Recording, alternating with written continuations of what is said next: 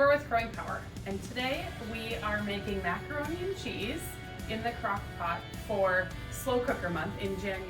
We're coming to you from Minnesota, and so in January, Minnesota is awfully cold.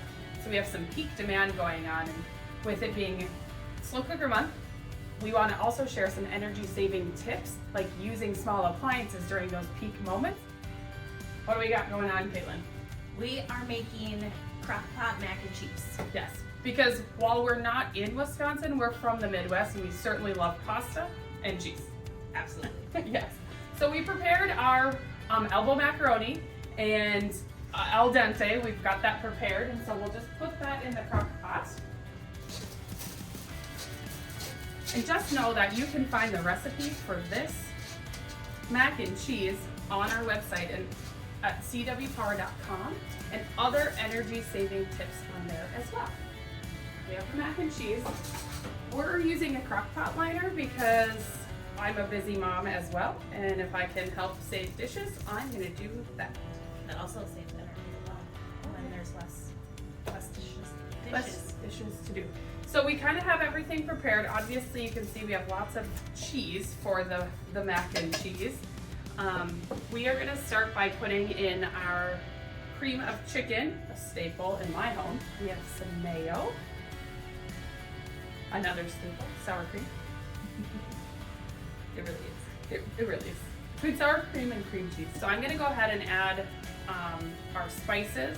Again, those will be in the recipe that we have as part of this. I'm gonna just do a quick stir. Yep. Yeah. Get these noodles all coated with the good stuff before we add the cheese on. Start with the cheddar. Yeah. So we're using two different kinds of cheese. I personally will use whatever cheese I have in the house. This recipe called for a cheddar cheese and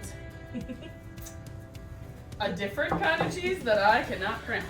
Starts with a G. Starts with G. Stir that a little bit. Yep. Stirred.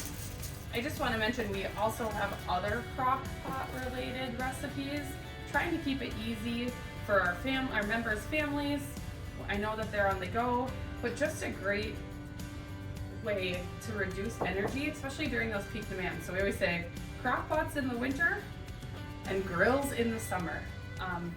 Keep those larger appliances to a minimum when possible. We know that doesn't always work, but when you can and it works out, here's a great option for you and your family. So we'll get this all mixed up, I think.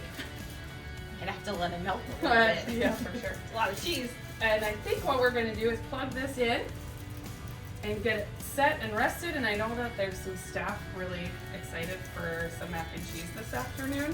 We hope that it's delicious.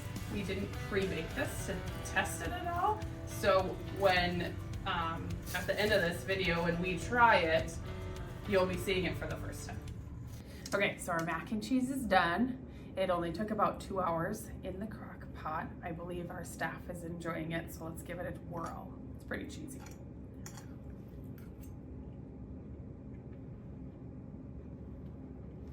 Very good. This quick little tutorial reminds you that you can find all of our energy saving tips on our blog at cwpower.com. Follow us on all of our socials. We're constantly trying to educate you, give you tips and tricks, or share with you our programs for energy saving ideas. Also sharing community and co-op information. Thanks for tuning in.